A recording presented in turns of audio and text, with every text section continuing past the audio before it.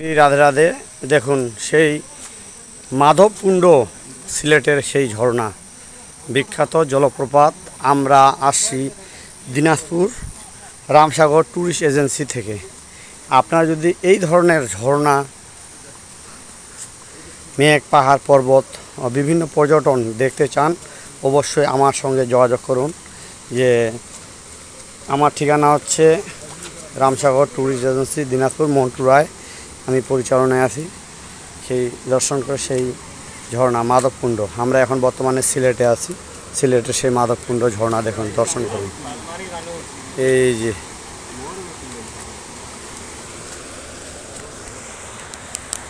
দেখুন, ধন্যবাদ সবাইকে। সেই ঝর্ণার ভিউ দেখে, এই যে পাহাড় পর্বত,